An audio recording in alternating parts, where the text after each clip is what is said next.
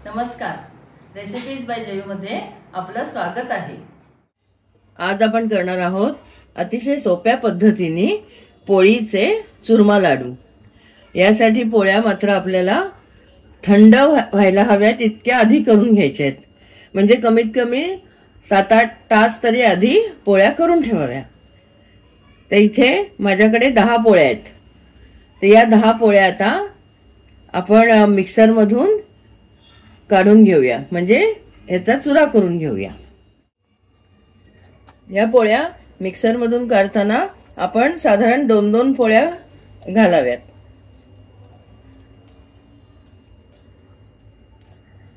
एकदम खूप पोळ्या घातल्या की चुरा छान नाही होत।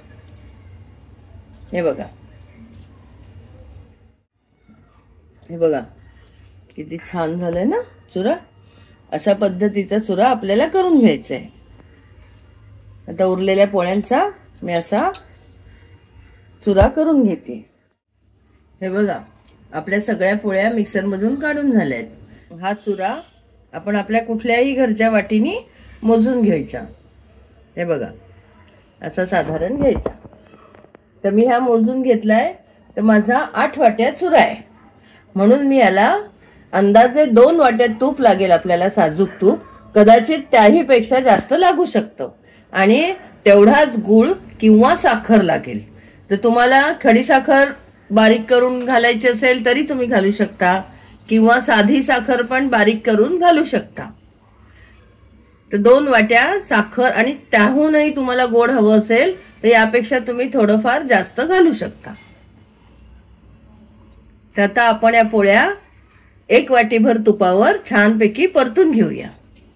यात आपण वाटीभर आता तूप घालूया। कदाचित आपल्याला तूप कमीही लागू शकतं, पण जसं लाडू बांधायला लागेल त्याप्रमाणे लागेल तूप। सध्या 1 वाटी तूप घातलंय। यात आपण आता हा चुरा छानपैकी परतून घेऊया।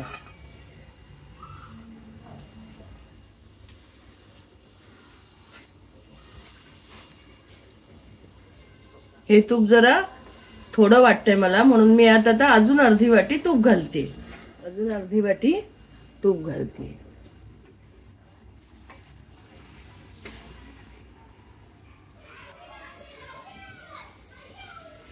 हे बघा आपण हा चुरा भाजायला घेतल्यापासून साधारण 5 मिनिटं झाली आहेत।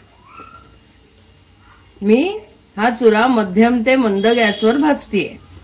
शक्यतो मध्यम गॅसवरच भाजतेय, कारण माझी कढई सुद्धा खूप जाड आहे।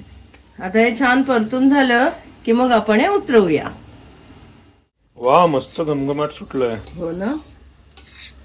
हे बघा आपण हा पोळीचा चुरा भाजायला घेतल्यापासून अंदाजे 10 मिनिटं झाली आहेत, आणि आपला पोळीचा चुरा छान भाजून झालाय। आपल्याला हा कडक करायचा नाहीये, पण छान खमंग परतून घ्यायचा आहे।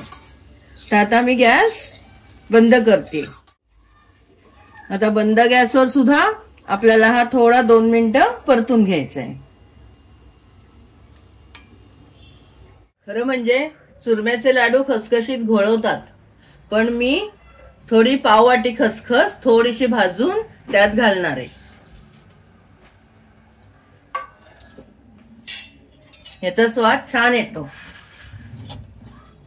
मोजून 1 ते 1.5 मिनिटं मंद गॅसवर, म्हणजे एकदा कढई तापल्यावर मंद गॅसवर 1 ते 1.5 मिनिटं खसखस भाजली। आता गॅस बंद करते। याच कढईत आपण ज्या वाटीने आपण सगळं सामान घेतलंय ना, म्हणजे चुरा वगैरे मोजलाय, त्याच वाटीने आपण 1 वाटी सुकं खोबरं घेतलंय किसून। तेही मंद गॅसवर छान भाजून घेऊया। तुम्हाला याच वेळी, म्हणजे खोबरं भाजून झाल्यावर किंवा त्याच्या आधी, जर तुम्हाला काजू, बदाम, पिस्ते यापैकी कुठलेही ड्रायफ्रुट्स टाकायचे असतील तर थोड्याशा तुपावर तुम्ही ते भाजून आणि थोडे जाडसर कुटून यात घालू शकता।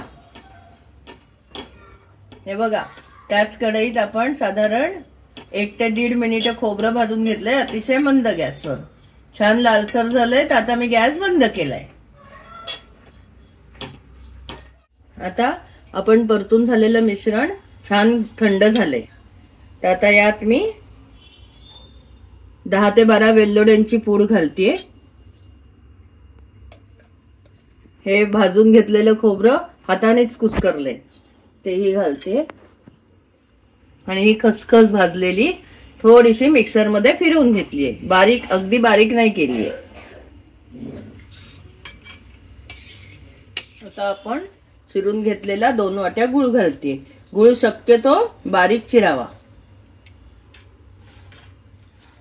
आता आपण हे मिश्रण मिक्सर मधून फिरवून घेऊया थोडं थोडं करत, म्हणजे हा गुळ एकजीव होईल. यात थोडं थोडं मिश्रण घेऊन आपण हे मिक्सर मधून फिरवून घेऊया.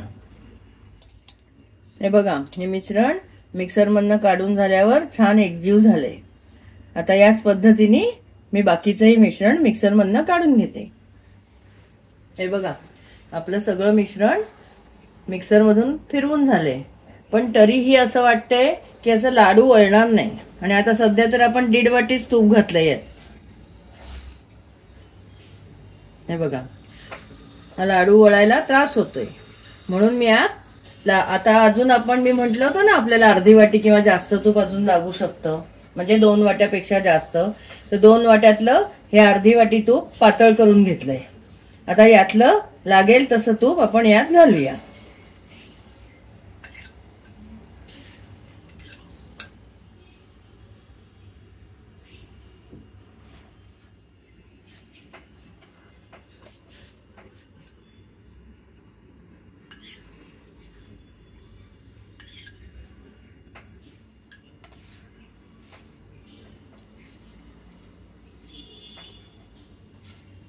हे बघा, हळूहळू करत आपण घेतलेलं सगळं अर्धी वाटी तूप मी आत घातलंय.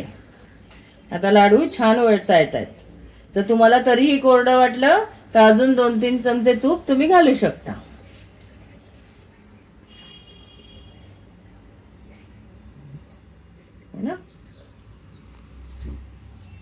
आपल्याला हवे तसे लहान मोठ्या आकाराचे लाडू करावेत. एका हाताने नसेल जमत तर 2 हातांनी केले तरी चालतात. या पद्धतीने हे बघ ना कसं झालंय लाडू. मस्त दिसतोय एकदम.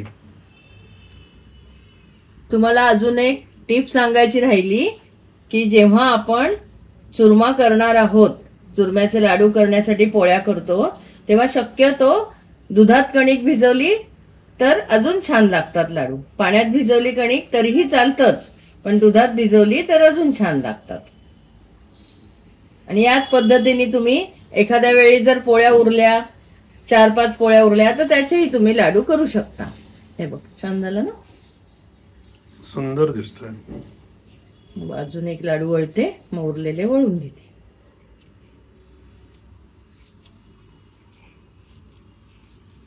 अगदी तोंडात विरघळणारे असे सुरेख लाडू होतात हे.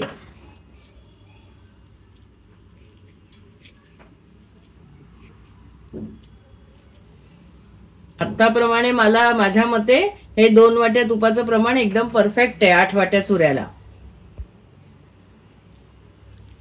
हे बघ, है ना. आता याच पद्धतीने मी सगळे लाडू वळून घेते. हे बघा, आपले चुरम्याचे लाडू तयार आहेत. आपण घेतलेल्या साहित्यात साधारणपणे 28 ते 30 लाडू होतात. मला चव दाखव बरं. हा, चव बघ.